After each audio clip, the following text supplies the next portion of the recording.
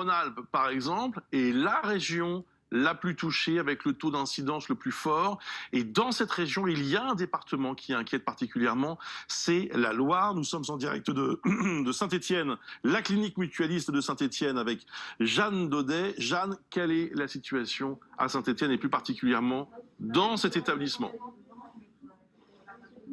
Alors c'est une clinique sous tension extrême ici à Saint-Étienne. Pour vous donner une idée, ici, nous sommes dans le secteur Covid de l'hospitalisation. Ce sont des patients conscients.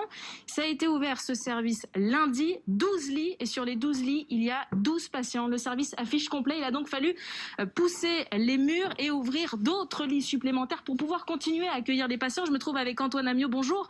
Vous êtes le directeur de cette clinique. Quelle est la situation? Est-ce que vous avez presque triplé vos capacités d'hospitalisation, c'est ça? Tout à fait, c'est-à-dire que nous étions jusqu'à 12 lits en capacité en hospitalisation complète jusqu'à aujourd'hui. Nous passons aujourd'hui même à 40 lits, tout confondu, en armant du coup un nouveau service. La situation ici, elle est critique. Beaucoup de monde en hospitalisation, du monde aussi en réanimation. Comment ça se passe avec votre personnel? Comment vous faites pour justement ouvrir ces lits supplémentaires? Alors, comment nous faisons? Nous avons déprogrammé, il y a déjà un certain nombre de jours, toutes les interventions chirurgicales non urgentes, ce qui nous permet en fait de redéployer nos ressources stratégiques, que sont à la fois les médecins, les infirmiers, les aides-soignants.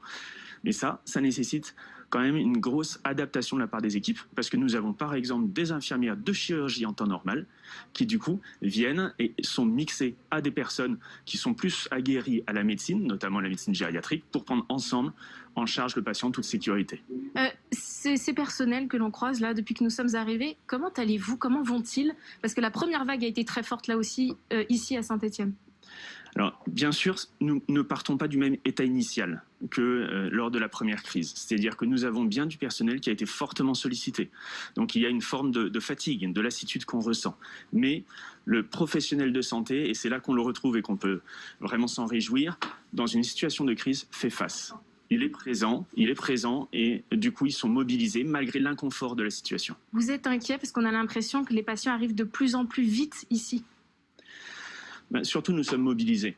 C'est d'abord ceci. Après, nous n'avons pas de lisibilité à 10-15 jours. Notre job, je dirais, notre mission, c'est déjà jour après jour d'avancer en trouvant les solutions pour faire face à la crise. Avancer en trouvant les solutions, c'est le cas notamment en réanimation ici, où il y a 12 lits pour les patients Covid.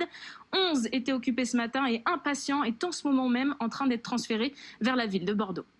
Merci beaucoup, Jeanne Daudet, donc, pour la situation à Saint-Étienne.